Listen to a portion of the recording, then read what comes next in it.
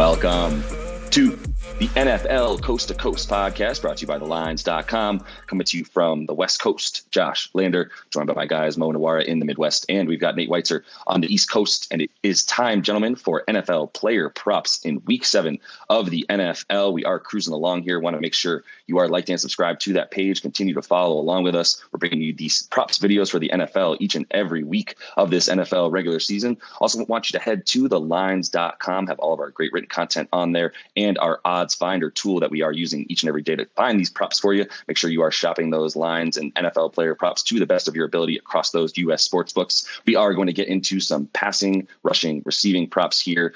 So let's kick things off as we are wont to do with passing props. Nate, and I turn to you to tell us why you think Aaron Rodgers is actually going to have a solid passing game this week for the Packers. Well, I mean, even if he has what he's been averaging his last 5, he will exceed this prop of 241.5 yards against Washington. Also, decent look for him to get 2 passing touchdowns, but I just prefer the yards. I mean, Matt LaFleur and Rodgers have been too good as a partnership to lose 3 straight games, to continue to post these poor numbers that they have. And you know, he like I said, he's averaging 241.5 despite losing time of possession against the Giants, going scoreless in the second half, despite converting just a fourth of their third downs against the Jets last week. I mean, the run first, run second offense isn't working at this point. Like they got to spread it out a little bit more, play to Rodgers' strengths. I think they will adjust.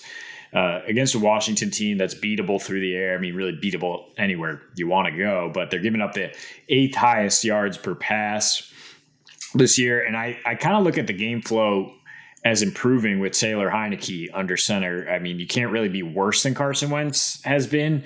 And I mean, especially with the pre-snap reads, with getting pace and tempo, they played at a higher tempo with Heineke under center last year, and Washington's moved from 30th in pace in the first half to 11th in the second half as they start to trail usually. So I think there will be enough back and forth here for Rodgers to get enough possessions versus, you know, the Giants and Jets, which are very slow, very run heavy teams that kind of shortened those games and kept his numbers down, but still at 241. I'm a little iffy on this one. I like the Commanders a little bit this week. So I don't know. They do put pressure on the quarterback. I don't like this secondary agreement. I'm in agreement with you there. And I also agree with you in the sense of Taylor Heineke could move the ball better than Carson Wentz. Definitely a non-zero chance he's better than Carson Wentz. So if that gets this game going into more of an offensive flow for both sides, that will help everybody's numbers. So I guess it's just like kind of a mixed bag for me. I would caution against these receiving options that the Packers are still rolling out there. And the other thing that I think is a little concerning about this one, sounds like Aaron Rodgers is dealing with a little bit of a thumb injury, so maybe that's slowing him down a bit. I'm not really sure. It could come down to how that hand is feeling more than anything, to be honest. Yeah, and look, I mean, either way, like Nate was saying, I mean, you've got to like where the prop is at. It continues to finally drop for Mr. Rodgers this season, as he's kind of shown.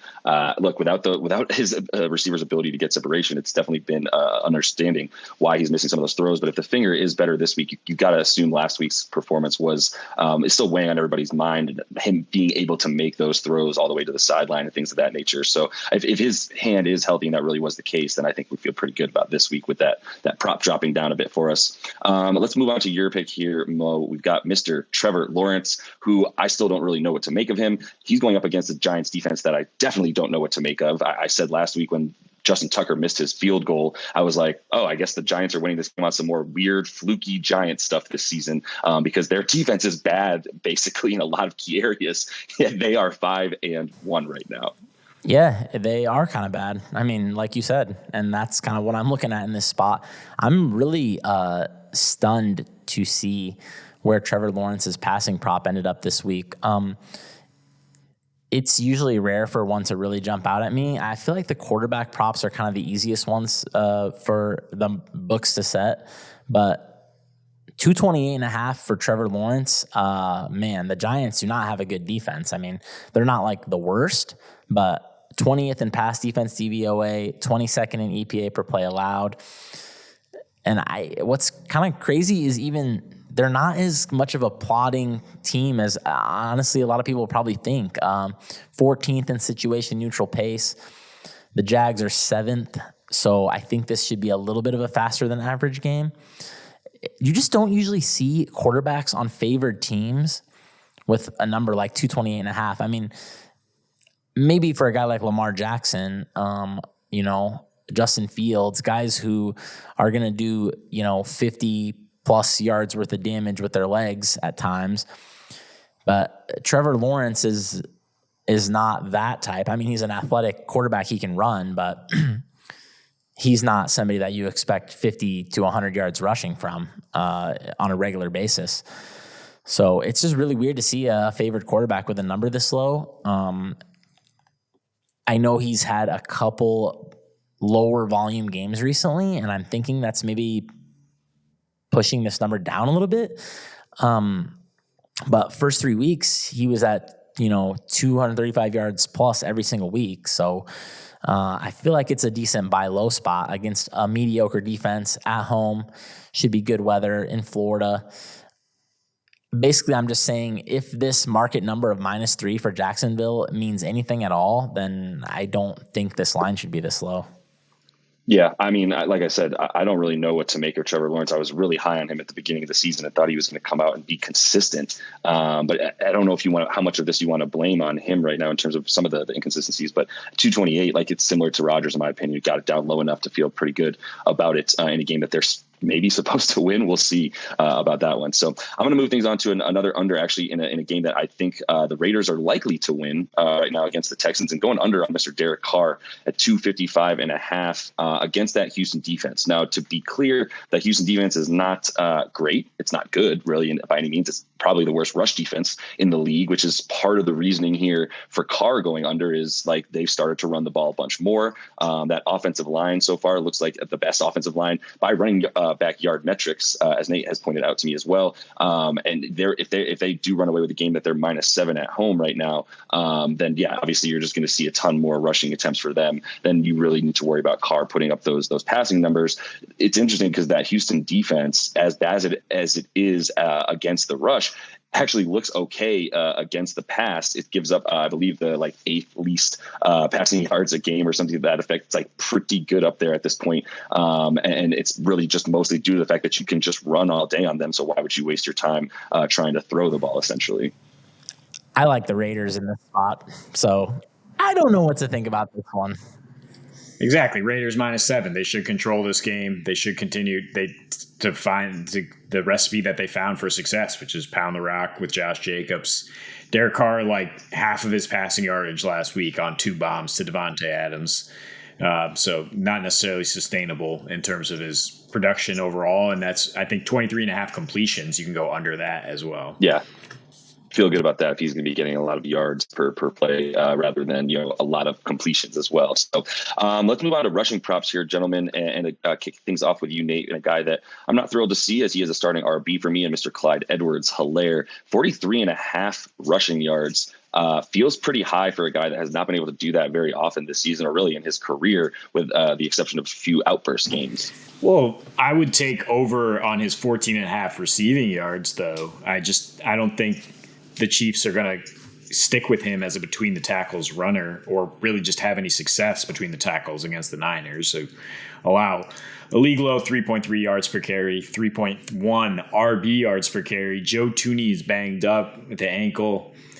Looks like Nick Bosa is going to play. Looks like the Niners are going to have steam pouring out their ears after losing in Atlanta. They add Christian McCaffrey, so some big energy here for San Francisco. It's just a total anomaly that CEH hit 92 rushing yards against that Bucks fearsome front, because otherwise he's just been held completely in check. 48 yards on 25 carries. That's under 2 yards per carry in their other last 3 games. against the Colts, Raiders, and that recent one against the Bills. And so I mean, there's too much competition with Pacheco and McKinnon to get them carries between the tackles. And I think they like CEH most as a passing down back right now. And so that's where I think his role is going to settle in. I don't know what to do about Chiefs running backs. So I got nothing on these ones. I just don't know who's going to play. It's like so random every week what Andy does with these running backs. I wish you the best, but I don't have any read on what the Chiefs are doing at running back.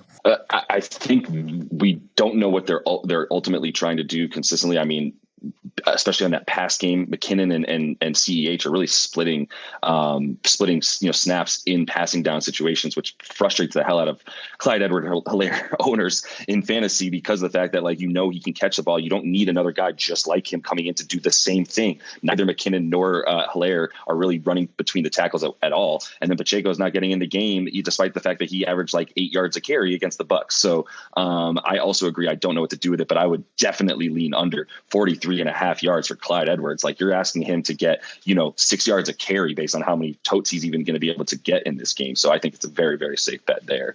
Let's move on to your guy here. We got Pierce on that Houston offense that has been an incredible rookie so far, but under 67.5 rushing yards is what you're telling us to on this one, Mo. What's the deal with Pierce against that Raiders front?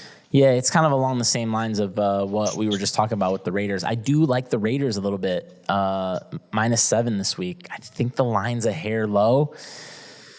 If that's the case, then I don't think, they should be. If they go up big, basically, we could see Texans in a negative game script.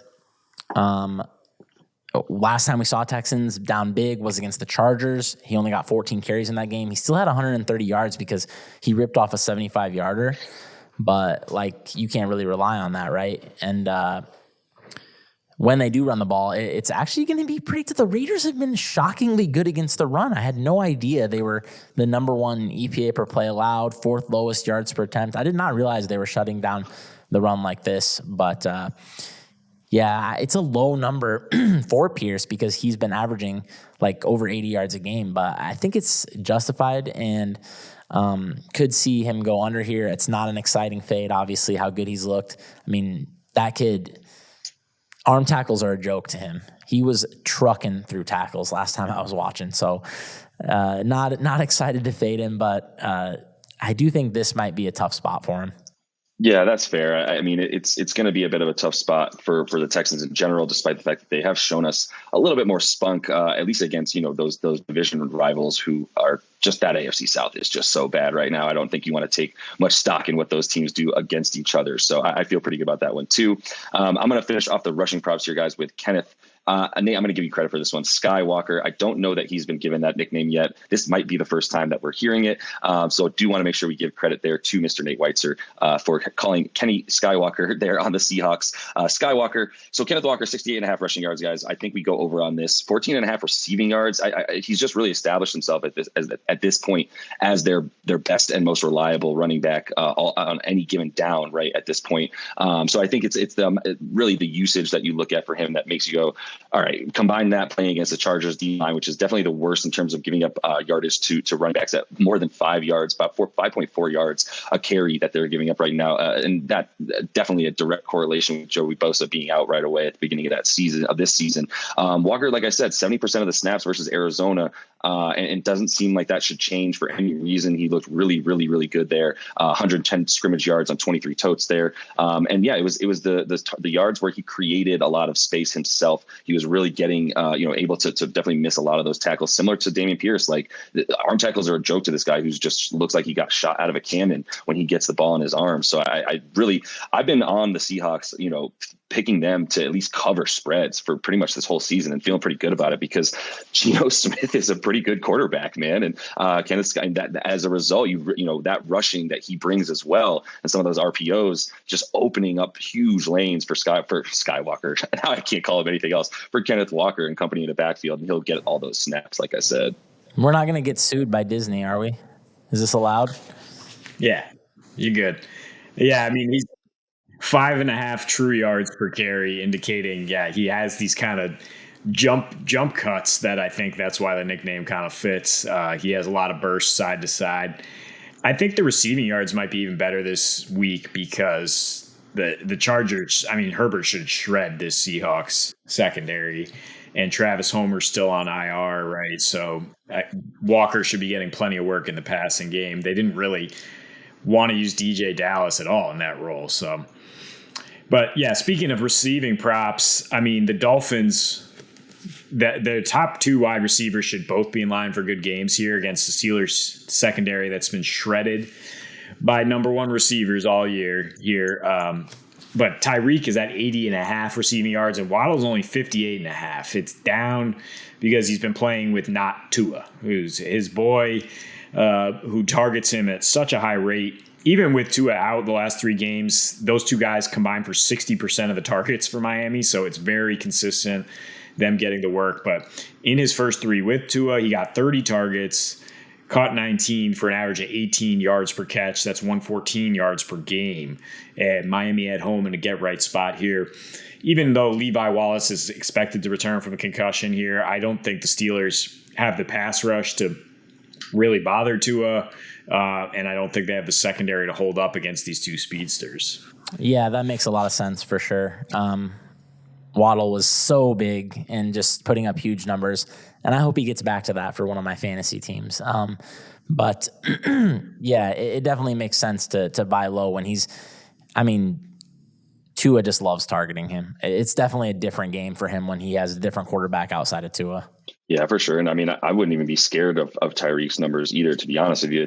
They've shown that both these guys can get numbers in the same game, and it's not really a problem. So, one of them seems to be more the crossing route and Jalen Waddle, and then one is just the fly route and Tyreek. And that is just too much speed all over the field. So let's move on to Mr. Dalton Schultz here, I believe is who we're talking about next, Mo, as Dak Prescott returns for those Cowboys. And the big tight end will be in there as well. So 29.5 currently seems like a pretty low number for a guy who loves to get targeted by Dak when he's in there. Yeah, it's along the same lines, honestly, as what Nate was just talking about. We have another situation where a quarterback is returning, and that is going to massively change, I think, the way the target distribution is going to work in this game.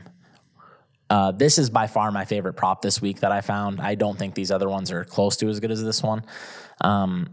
This line seems completely insane. 29.5 yards for Dalton Schultz. Unless they're really committed to working in something Hendershot and something Ferguson, I don't see how this line should be this low. Not with Dak coming back. He loves Dalton Schultz.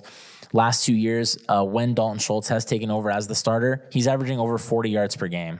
And that's including how bad he's been this year. So this number seems shockingly low.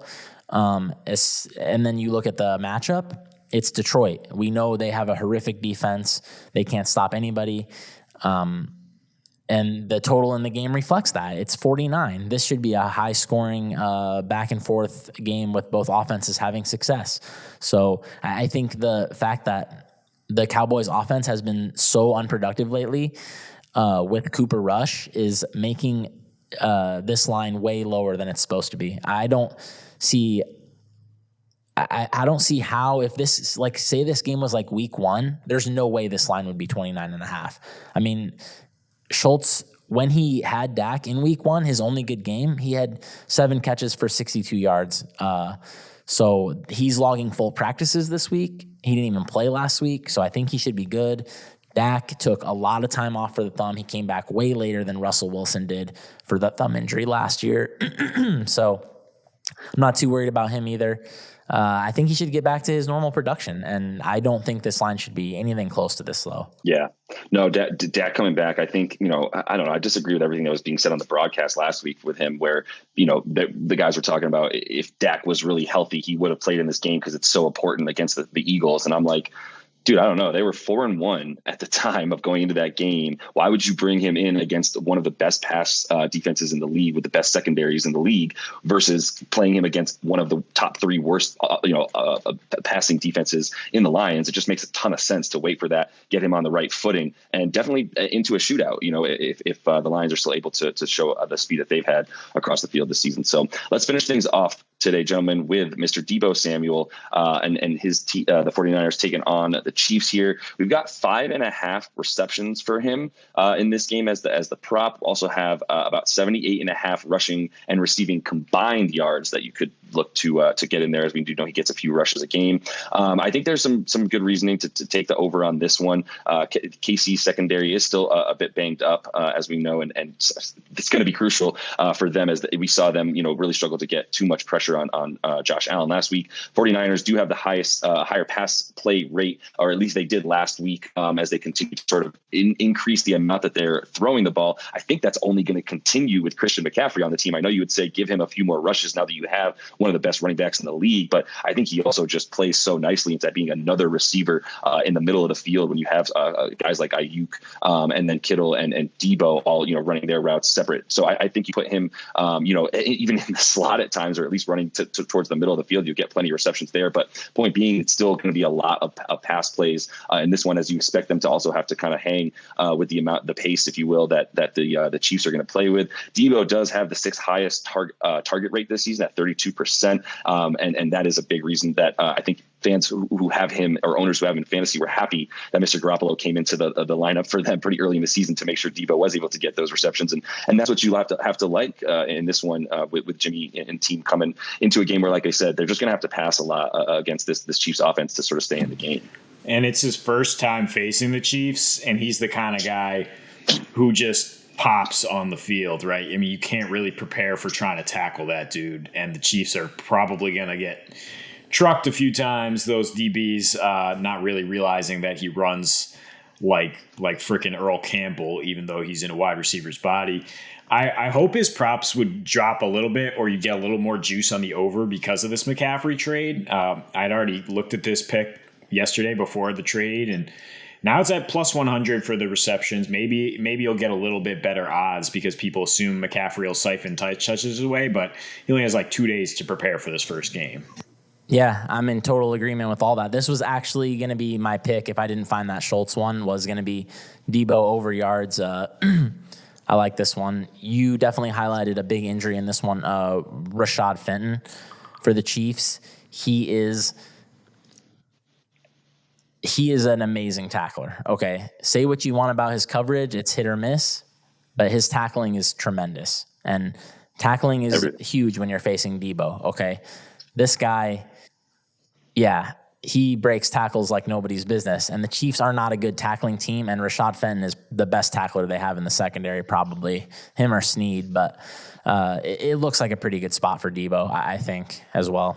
Hell yeah, I love that logic for sure. I'm definitely going to be continuing to hit some Debo props. He's been one of my favorite players to bet on this season, and obviously to watch as well with that yak that he's able to put out there. So that is all the time we have for you guys. This one, definitely want to make sure you are liked and subscribe to that page. Continue to follow along with us as we bring you these NFL player props each and every week of this regular season. And until we see you next, happy betting.